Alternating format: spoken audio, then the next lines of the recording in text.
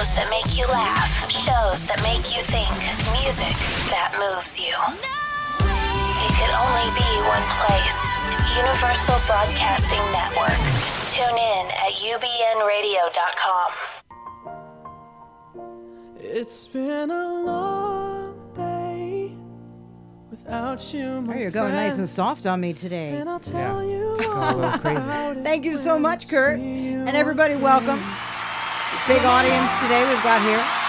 Welcome, everybody, to another really great edition of What's Up with Kobylt and Friends. And we're just going to get right to it. In studio with us is Zoey Tur. She is a three-time Emmy winning, oh my gosh, reporter. Thank you. Please correct me if I screw that up. No, I'm enjoying listening. Three-time Emmy-winning reporter. That's a mouthful, isn't it? Say it 3 times. I say it 3 times in a row, maybe 5 times in a row. We'll see if I get it right. I can't do it. That's why it's better you're doing it. Yeah, thank you so much. You're an activist among so many other things that we've done. We're going to get to you, but you're in studio to participate in our discussion today. Thank you. Post-election. Okay. On the phone right now, Zoey, we have... Robin Sol Lieberman. Thanks for being with us, Robin. My pleasure. She is the author of the Charisma Code, and her business is called TrueCharisma. And you talk a lot about election etiquette. Where the heck did that go this year? Election etiquette, pre-election etiquette, post-election etiquette. Was there any etiquette at all going on this year? So I'd like to sort of hear from you about what the heck has gone on here. I mean, we're all still sort of shaking our heads. Isn't that the truth? I know. Yeah. Depending on what party you voted for, depending on who you voted for, the vast array of response to this election is enormous. And now we're all looking at, okay, we're going to sit down at Thanksgiving table together, and boy, Aunt Joey voted for Trump, and I voted for Clinton. I'm so afraid. How do we do this? How do we get along? How do we pass the gravy? That's the question on the table. There's going to be a lot of turkey flying. I'll tell you that now. But why do we have to get along? What does that mean? It's something that's very, very important. Why do we have to get along? What is this argument that we have to all get along about who's been elected? At least at the Thanksgiving dinner table, you got to get along. Open warfare. We have open warfare at Thanksgiving anyway. So come on. Oh, my goodness. People need to engage. They need to fight. Am I wrong? No, Zoey, actually, I disagree with that. I agree. In terms of etiquette, this is an opportunity. The differing of opinions is an opportunity to figure out how we can be who we are, whoever that is, and as bold of a flavor as it were, and at the same time be able to listen and hear others. I'm not interested in fighting personally, but I am interested in being who each of us personally are and being able to do that together, that we don't have to be homogenized, that we're all different, and that's what makes America great, and that's what can make a family great. If we just learn a few etiquette tips, like realizing that people a lot of times just need to be heard, and our best, most responsible response to somebody who shares a different opinion than we do is to soften and just listen. You have to just listen. I have to tell you, I come from a divided family. I did not vote for Trump. My husband voted for Trump. And I have friends of mine coming up to me, and we're going out for coffee, and I'm actually getting yelled at over that, and I'm really a little irritated. I mean, in our own family, we're trying to get along over it because it's politics. We may have a little bit of a differing view on how to vote. But at the end of the day, we have to remain civilized, and I'm trying to do that. And I find that it's my friends more than anything who are pissed at me because of how he voted. I mean, how do you handle that? It's not your fault. I live with a guy that voted for Trump. And we're engaged. We've been engaged in fights for months over this issue. I have to tell you something. I look at it as an opportunity to really, we have to stand behind this person, whether we voted for him or not. Instead of, this is how I look at it, though. Instead of standing in the streets and yelling. Now, if you want to do that, it's your prerogative. It's a free country. But at the end of the day, are we going to do that for 4 years, or are we going to at least try and make something better? That's how I look at it. Robin. Sorry. No. She should talk first. Go ahead. She should. Go ahead, Robin. Go ahead, Robin. Oh, the she. Okay. Too many she's. I will be the she in this moment, although I think there are 3 she's here. Yeah, we got 3 of us. The she that I will be is, I think that, so I have 2 dear friends who voted for Trump, who really, they're immigrants, okay? They live in California. They see him as a stress test for America, in the sense that if we imagine America's foundation or political foundation as being a house, that, let's say that our house has a few termites in it, that Trump is getting in here and pushing up against the House and saying, how strong are you, America? And we're going to see if, hopefully the stress test happens before it's too late. So I think there's a positive way of looking at some of the issues that are hard and dear to the demographics that he has bigoted in certain ways to win the election. And now he's the president of the United States, and I agree with you, Deborah, that it's time to say, okay, what are the positive qualities that this new leadership is going to bring in? How can we first be okay with our feelings about it? We know that they're huge and enormous. If we need to protest for it, I'm okay with that because we're using our democracy. But after we see who Trump is, after we acknowledge the fact that, okay, this is where we are, there's no going backwards, then how can we embrace what Trump and his administration does bring in such a way that we can allow our country to be, dare I say, great again? Neville Chamberlain had the same philosophy. Sure. And to your point, okay. It doesn't work. Zoe, we don't know that yet. We do know that. We've listened for 15 months to the rhetoric coming from Donald Trump. All right, but let me explain something. something. Have you not paid attention? My daughter is the NBC News reporter following Trump. And she has been threatened. She's had to have Secret Service protection because of Donald Trump. So I've been paying attention to this. Donald Trump, there is no cool-off period or let's give him a chance. Donald Trump is bad. He's bad news. Can I say something? Sure, of course. It's your show.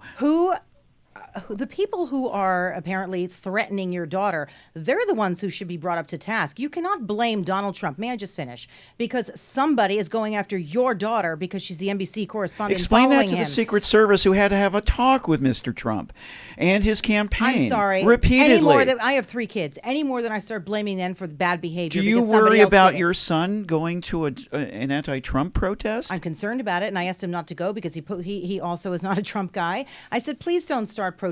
But you want to know why? Not because of anything I do or do not believe in, because I don't want him to get hurt. I hope nobody tramples people. It's more like that, but I'm acting as a mom. People are getting hurt, and they will get hurt. Okay, but guess what? I'm not going to blame him. At the end of the day, I'm responsible for my behavior. So are you. So is your daughter. So is Robin, and so is Kurt, and everybody else in the room. Look at the appointments, though. Steve Bannon has personally called me a tranny, has called me the worst names possible. You know what, Zoe? Yeah? Stand up, rise above it, and show him that's not what you were made of. That's what I have to say. That's why I'm here. Excuse me. That's right, and I know you. You're a friend of mine. And we created an organization called Resist, REZIZT, and that organization is designed to be the loyal opposition. We need to be in opposition to anything that we see that is anti-American, against what we stand for. By example. That's what I have to say. For all those people who are out there who are furious and angry, let's show by example. What does that mean? Well, okay, let's talk about peace activist Gandhi. Be the change we want to see in the world. I agree with that. I don't think that this necessarily means any specific way, but as somebody who studies charisma as my path, that's about, I think, embodying a certain embodiment of what you want to see in the world. And I think that action is part of that, but sometimes action is silent. Sometimes it's the language beyond words that we speak.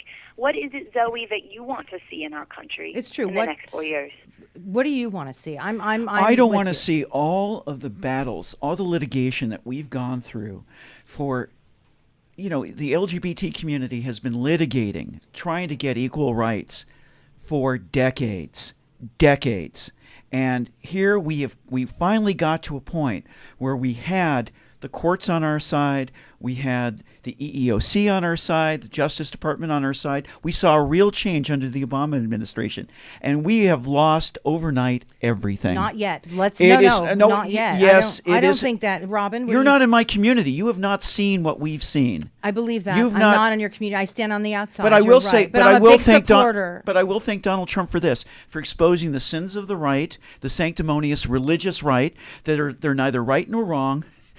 They're, the hypocrisy. They put an adulterer into the office. An envious, greedy glutton.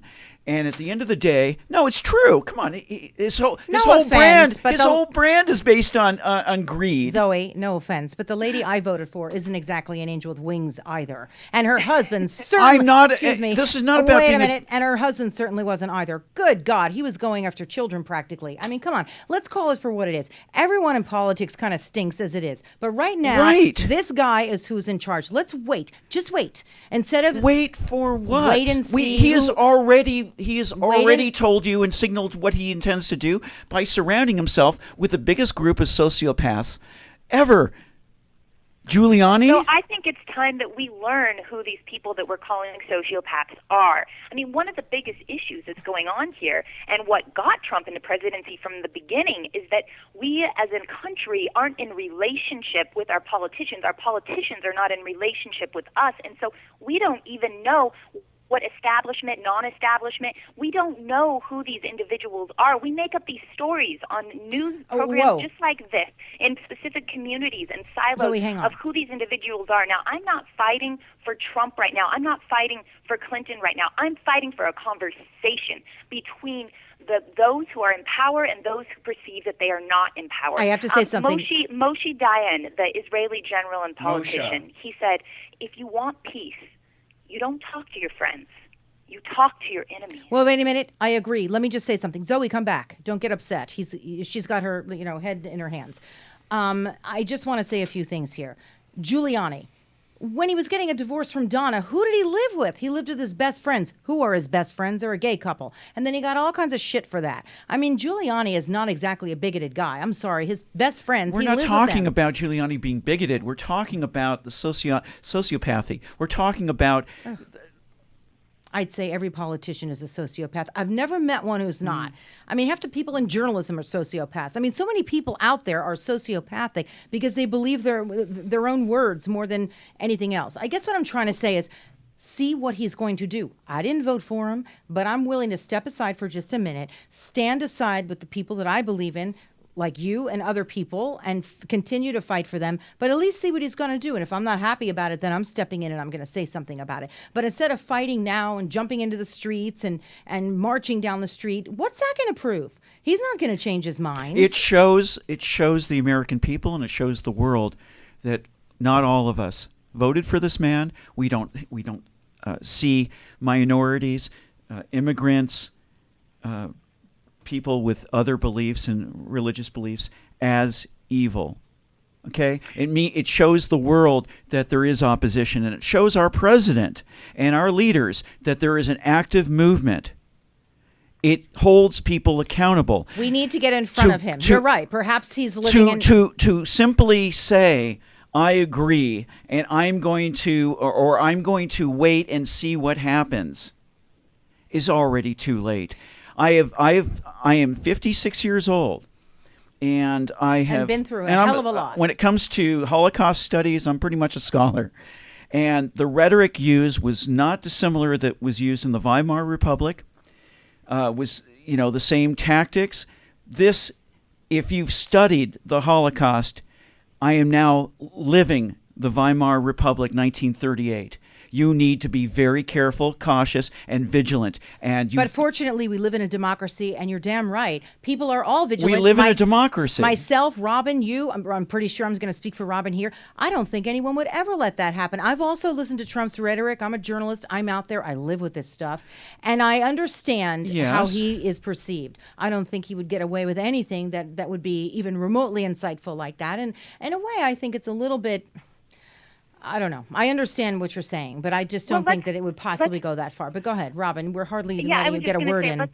Let's talk about Trump's etiquette for a moment and what we want with him. Okay, so if the American people's etiquette is to, if the American people, I'm going to use my charisma code right now. Okay, so I'm suggesting that the prescription for the American people is to A, know their value, know what they stand for, regardless of who won. B, show their value, which is get out there, be the change we want to see in the world. And then C, see others' value is the third step of the charisma code.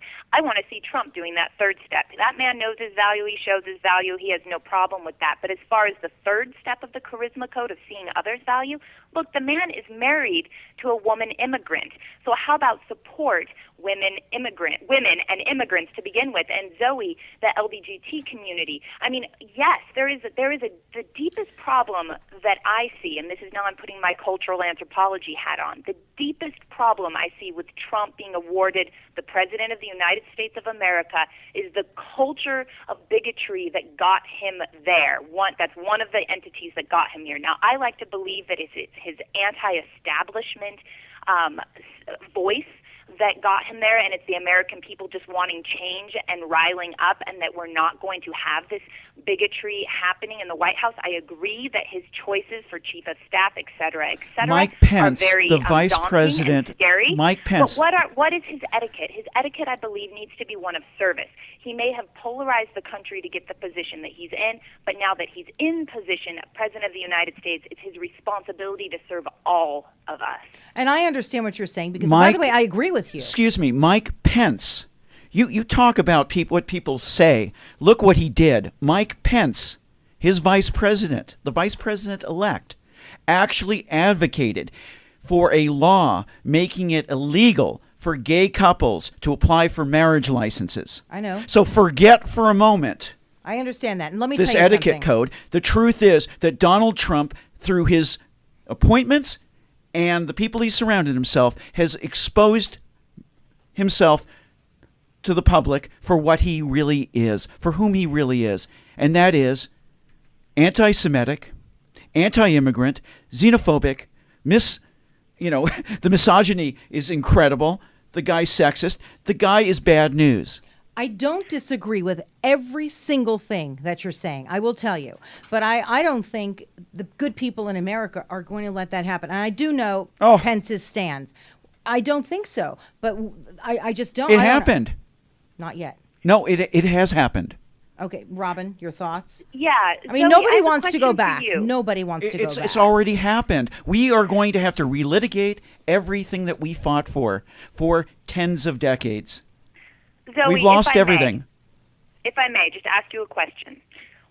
What is it that you feel you can do right now as a citizen of America with the President Trump has been elected?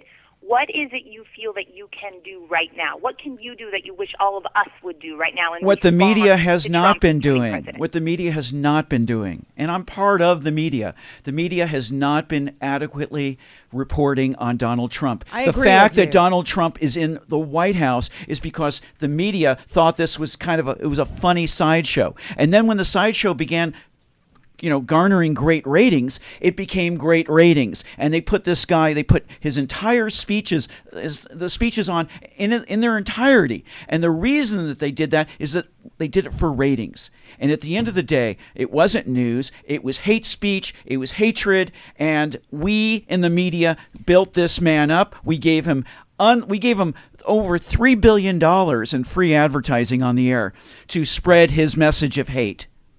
Les Moonves, the chairman of CBS, actually said he's terrible for the country, but he's great for ratings, and they gave him more and more and more press coverage.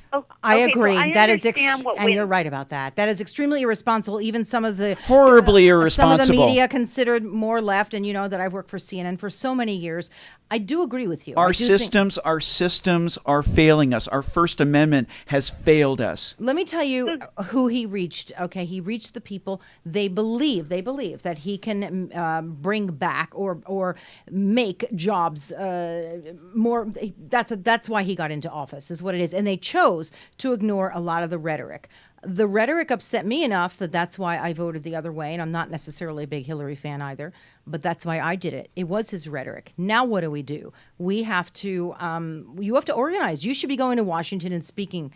That's what you should be doing. We are organizing. We've created an organization called Resist, REZIZT, and we're putting up the Facebook pages, and we already have the Facebook account, the Twitter account. We're building the social media. But let me tell to you, start fighting this man, because there is no organized opposition set in motion, and the reason for that is nobody believed that somebody this crazy could get elected. I did. And do you want to know when I did? Of course you knew. Because I'm in the media and I knew it, and I know what charisma can do. I know that the second he announced, not only did I say, and a lot of people here know that, not only did I think he was going to take the party, I said he's going to win. He's going to win the presidency. Everybody thought I was crazy. It's not charisma. It has everything to do with people going into that ballot box. It didn't matter how politically correct they were, what they told pollsters, what they told their wives, their family, their kids.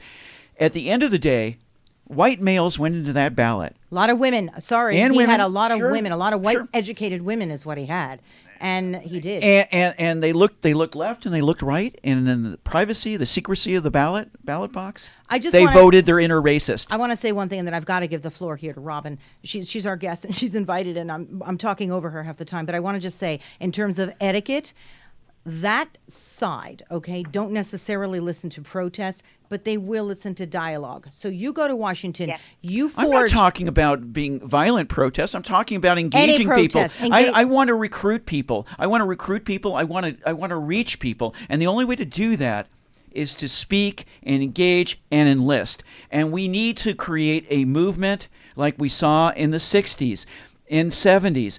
It was the anti-war movement that that was so important in ending the Vietnam War. We were sending our kids to their deaths. I understand. For a war we couldn't win. But now it's 2017 when he's going to be coming into office. We have to look really logically. In a way, we have to pull our emotions out of this. This is what I think. Okay, pull the emotion out of it and figure out a way to target, to get him and his people to listen. Because the protesting, I'm telling you, I know because I live with that a little bit, they will look at it and say, But if you really look at them in the eye and intellectually have that conversation and go to Washington with your group, with everyone's group, with all people in the group, that's where I think you can get them to listen. Do you agree with me, Robin, or no? Deborah, I absolutely do. Dr. Martin Luther King Jr., one of his bits that I quote in the Charisma Code because I think it's so powerful, and you just hit it on, actually both of you just hit the nail on the head. I need to be speaking. He says that monologue is the biggest threat to society and democracy. It is dialogue that turns things around. And I keep going back to this idea of being in conversation, that we don't know our politicians, that one of the reasons Trump got elected is because the establishment didn't know its citizens. It's the dialogue that we are missing. The fighting against oftentimes does end up being like a loud speakerphone projected, and they tune it out and turn it off. I'm telling you, Agreed. I know I have enough people in my family actually like that, and I do, and some people that are even in my immediate family.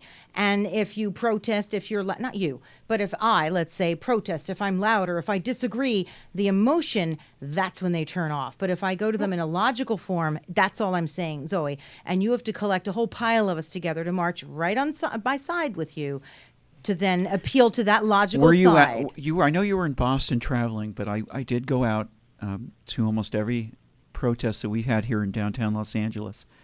And one day we had about 11,000 people. Right. No, I was watching. Each night we had about anywhere from 2,000 to 3,000 people.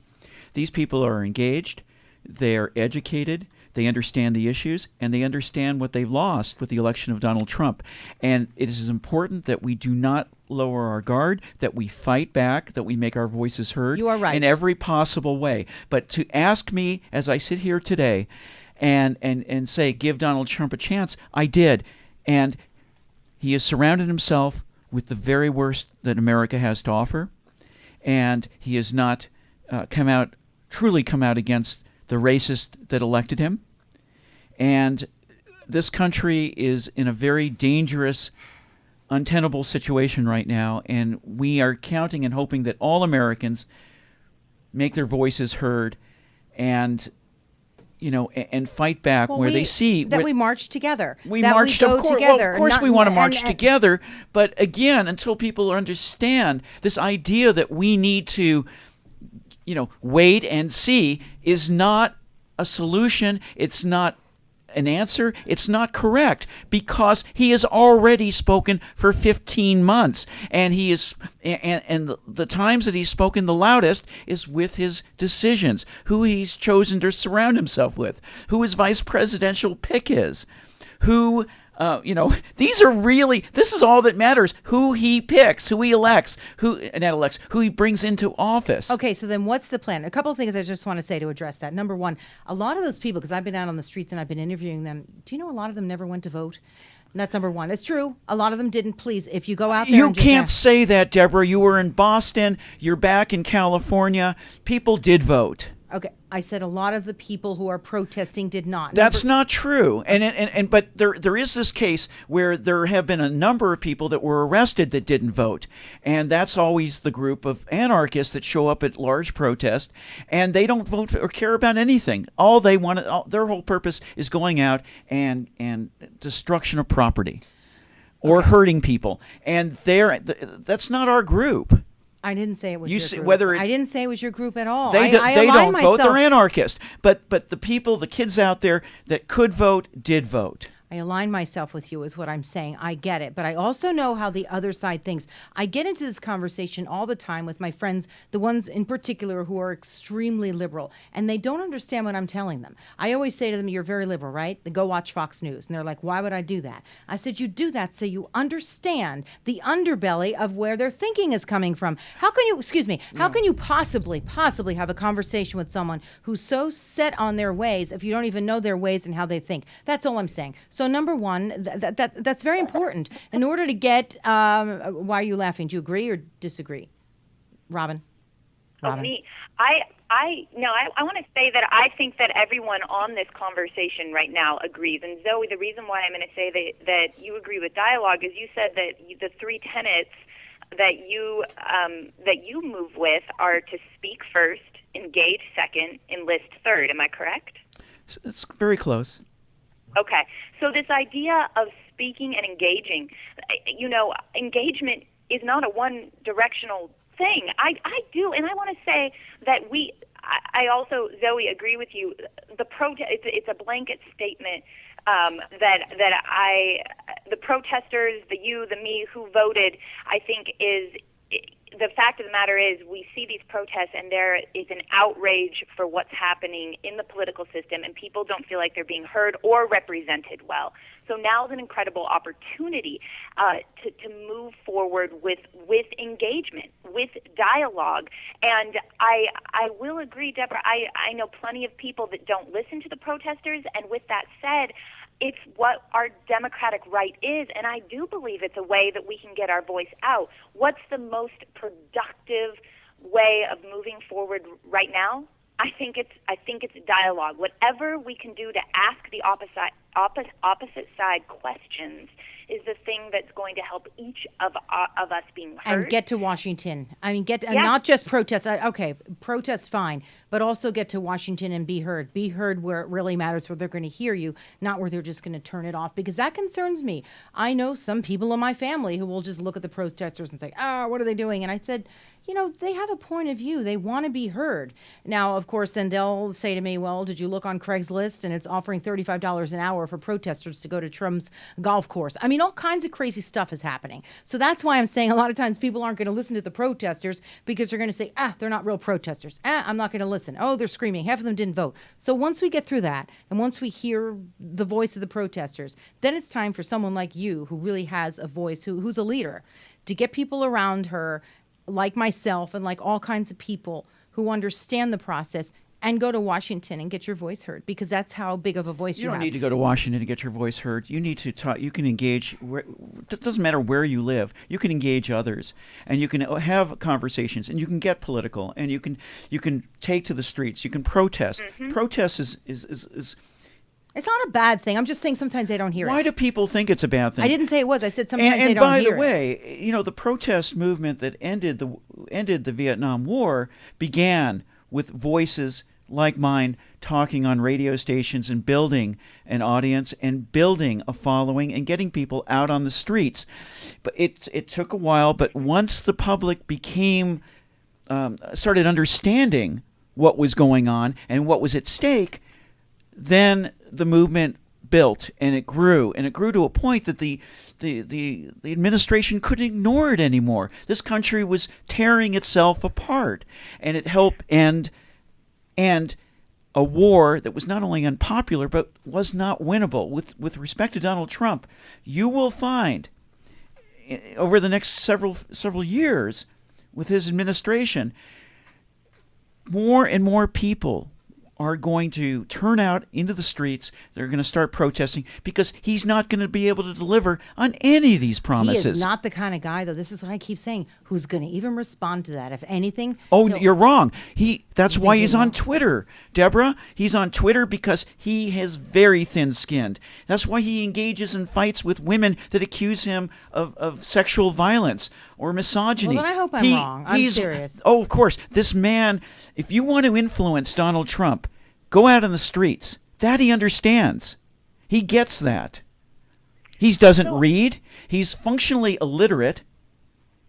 And you'll discover that he watches television, he listens to radio, and he will instantly make his decisions depending on popular opinion. Robin? There are plenty of studies out there. Since the 1960s, there's been a study called the Pygmalion effect, and that's that to the extent that we hold expectations either high or low for others, those others either raise or lower their performance depending on the expectations we hold for them. The biggest issues I have of this conversation, my biggest concerns, are the fact that it was said that everyone in politics and possibly in the media are sociopaths. That it was said that Trump is I didn't say, no, we didn't say that. Neither Deborah. The reason that I think we did. I did. No, we said everyone, you said everyone has some narcissism.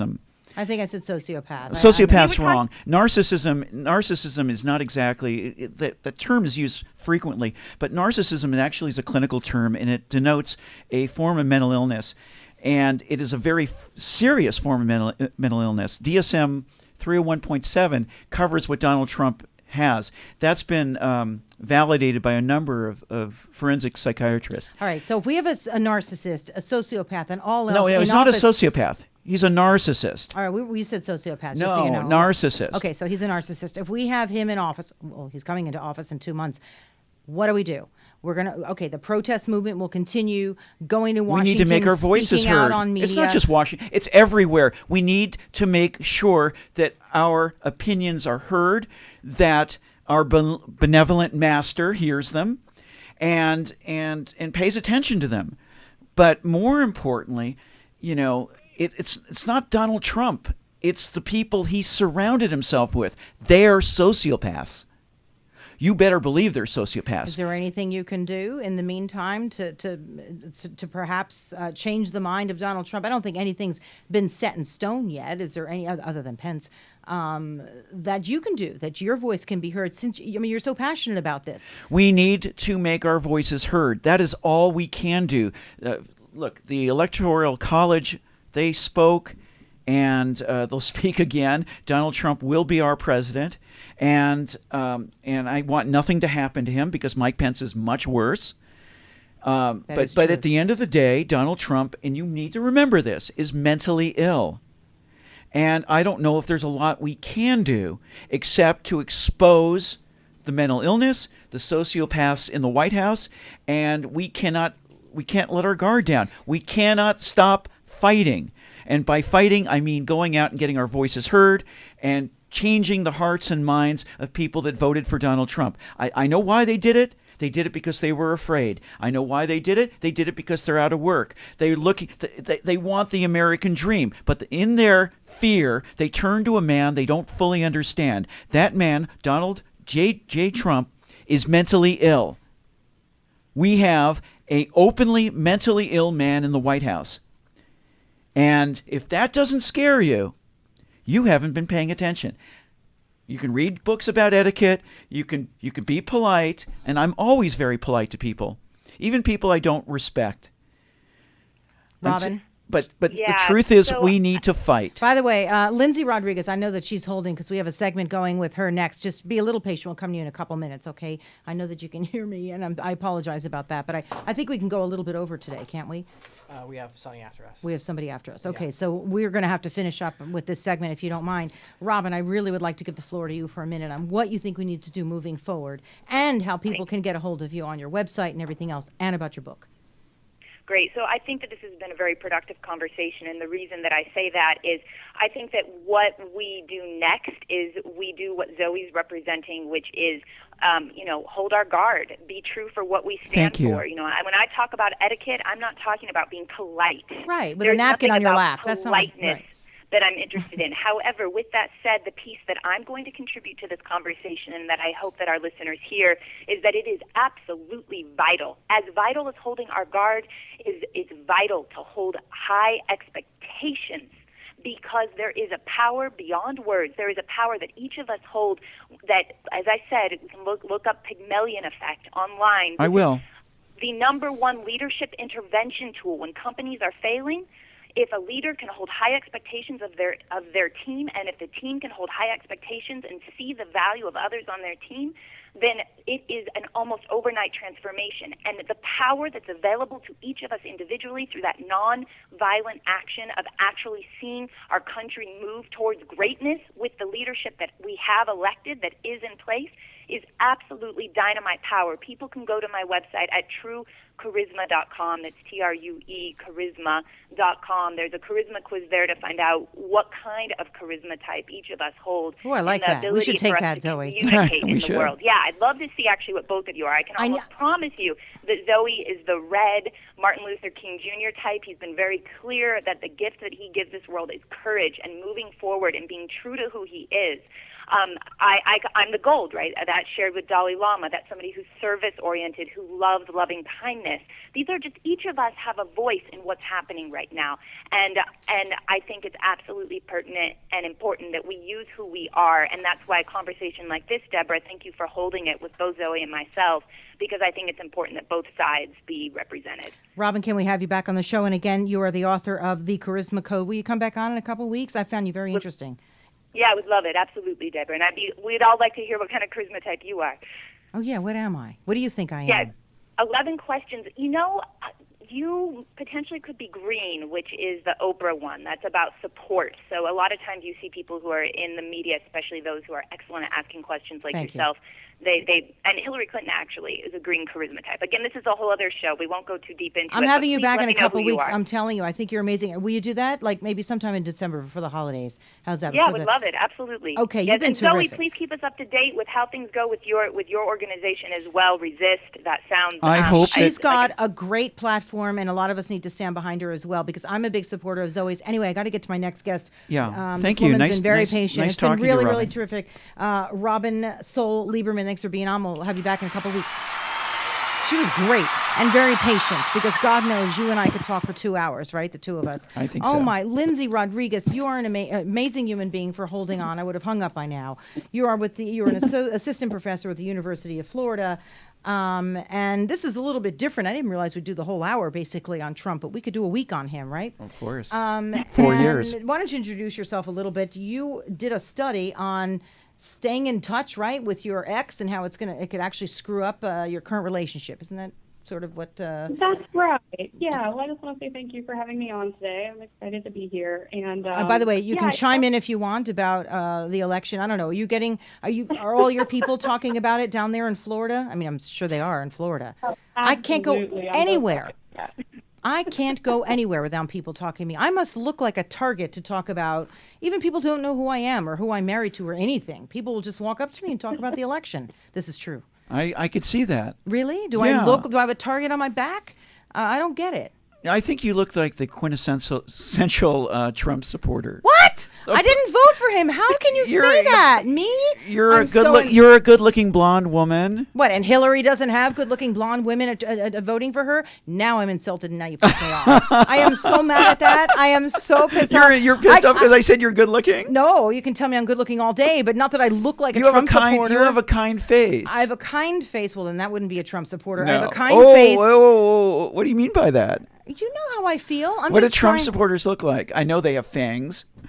Yeah, let's get into that later. This poor, lovely, patient person, Lindsay Rodriguez, has a study to talk about. Yeah. And all of us need to hear, because I already agree with her. Huh? All right, so tell us a little bit about the study. Oh, my gosh, Lindsay, I got to have you back on, too, because, I'm not giving you enough of the floor. So you did a study that if you're in touch with your ex, does that mean talking to him on the phone, sleeping with him? What does this mean? I did, yeah. Well, I was more interested in the fact, a lot of my research looks at romantic relationships, and the bonds that people form in romantic relationships are really unrivaled in terms of the intimacy and connection that they experience. But if you think about young adults particularly, most of the bonds that they form in the romantic realm end up dissolving and they end up breaking up. And so when their relationships end, they have to deal with both dealing with that, physical and emotional break, and then also trying to build a new relationship with a new partner. So I was really interested in why some people wanted to continue communicating with former partners and other people sort of had this staunch perception that they were not going to do that and they were able to make a clean break. I have to tell And you, I was interested in and how those things affect their new relationships when they get into them. that's happened to me, and then you try and stay friends with the person, and I'm always trying to be nice and trying to be friendly, and I'm talking about an ex-boyfriend from a long time ago because I've been with my husband so long, it's like I could barely even count how many years. But I remember, I tried to be friendly, but he was always pissed off, and I'm thinking, what did I do? I mean, I was always really nice to him, and the nicer I was, the more he backed off. This is after the relationship ended. But we both agreed we'd be friends. But instead, he was always mad at me. And that really hurt my feelings, worse than breaking up. Do you know what I mean? Mm-hmm. Absolutely, absolutely. And a lot of it depends on who did the breaking up and what the feelings were afterwards. And I think breakups should be bad. Why? I like being friendly with people. I don't like fighting with anybody. It's hard. It's so difficult as you go into a new relationship to have somebody that's still in that old relationship. I can be friends because they're with always anyone. relitigating it. They're already reliving these issues, and you make a clean break. Yeah. When I got divorced, that was it. Yeah, but she's the wife of. She's the mother of your kids. My kids were grown and adults. Don't you have to see them once in a while over like Thanksgiving, Christmas, or whatever? No, since I had a sex change, no one talks to me anymore. I know, but still, I mean, you know what? That's going to change too. In a couple of years, everybody's going to get back together. It's been 3.5 years. That's not very long, okay? Oh, well. I mean, it's been a while. Well, you know what's funny? You guys are both You're right. funny. So the science. See, she said we're right. We're both right.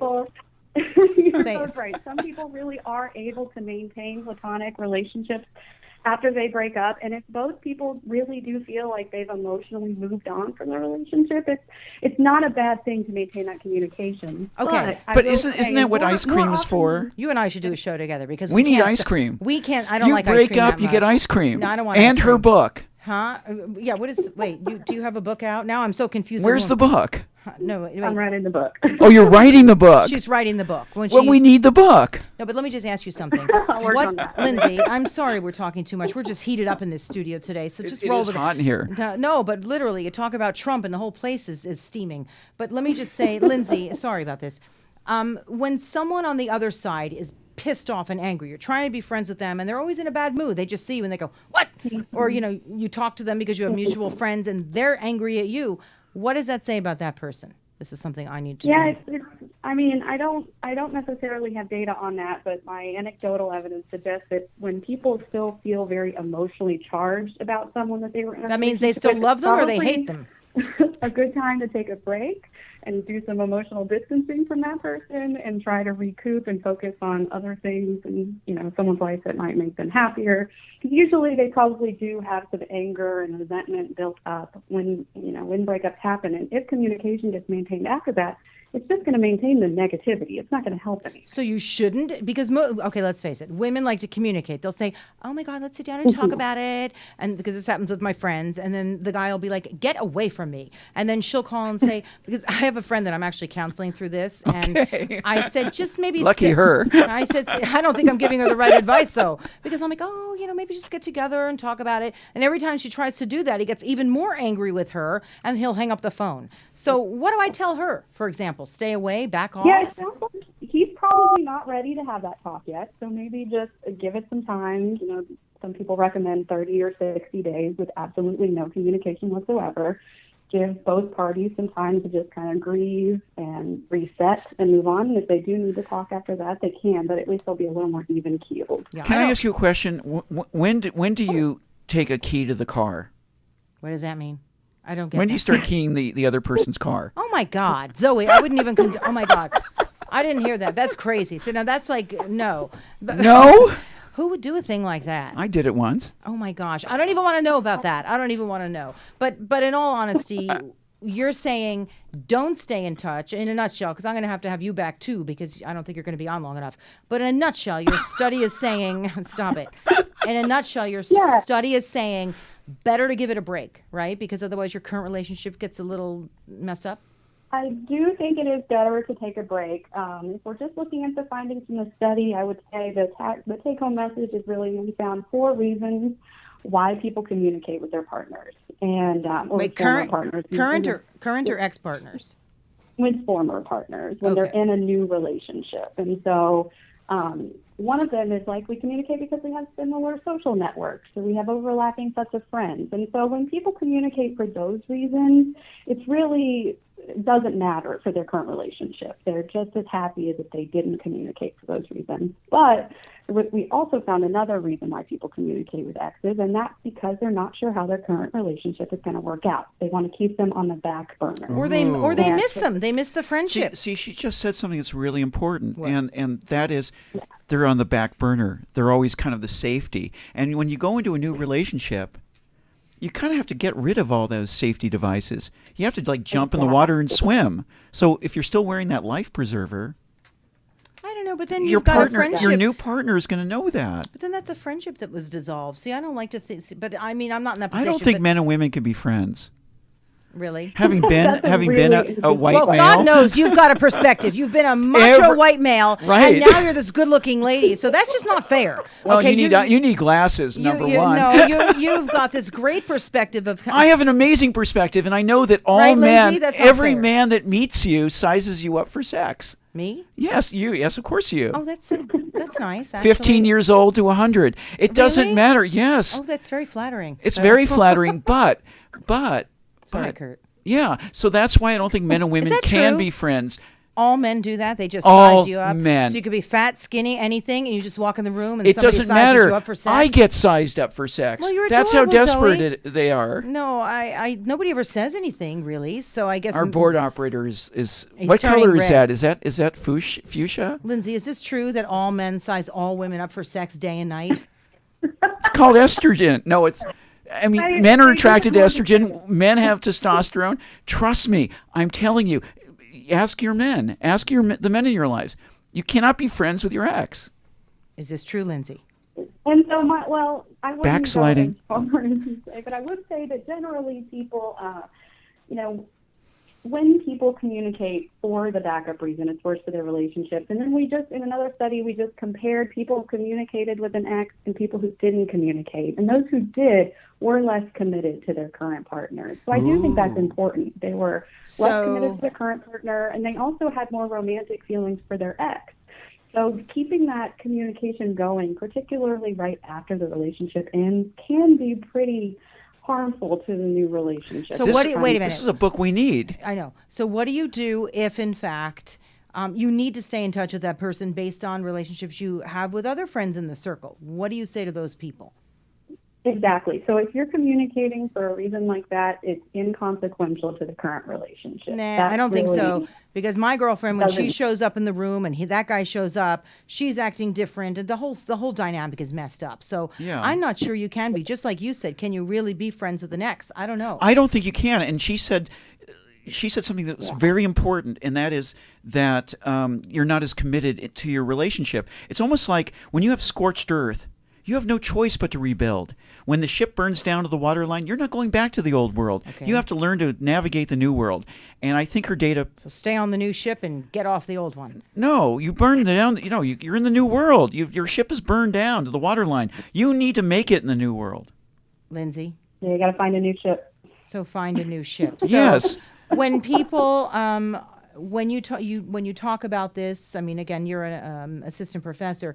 Do you talk about this in any of your classes? Do you study this with people? I mean, where are you going with this? I guess is what I'm saying. I do. Yeah, I've always been really interested in it, and there was no research on how it affected people in new relationships. There's a decent amount of research on how people handle it when they break up, but not how it affects their new relationships that they're trying to build. And so I always try to talk to people when I have questions like this, and I think generally when people find themselves stuck on former partners, or when they feel like they can't really break away from a That's relationship hard. with them, Yeah. those people experience, higher rates of depression and anxiety and lower satisfaction in new relationships, or just a general inability to build new relationships. So I think it's really important to try to get the message out that if someone is trying to move on from a relationship, it's going to help them psychologically and then in their new relationship. You know what? I'm going to have you back on too. All my guests have to come back because we spilled over, and we're we love actually you. now we do. We're actually out of time. I want to bring you back because I have a lot of questions about this.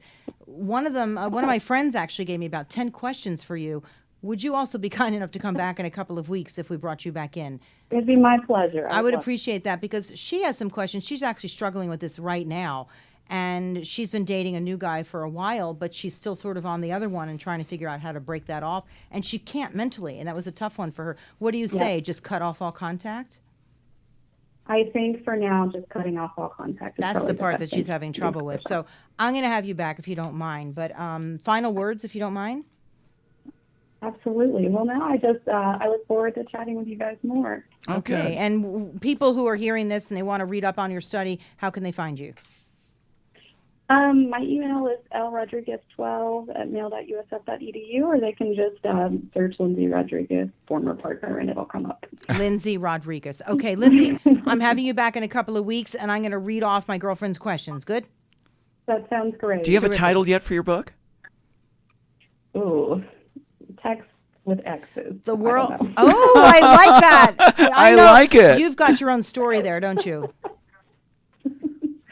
All right, guys. Thank you so much. I think she's got her own She's story, got a story. which led her to Well, of course, do that's this how study she- and yes. write about it. Okay, talk to you in a couple of weeks. Thanks for coming on with us, and everybody. Zoe, thank you for being here. Thank you for having me. It was a really great discussion. We needed more time. Yeah. Everybody, we will see you. Actually, not next week. I'm taking off the day before Thanksgiving, but we'll see you in 2 weeks. And thank you for being here. Another really terrific edition of What's Up with Kobylt and Friends. See you soon. Have a great Thanksgiving.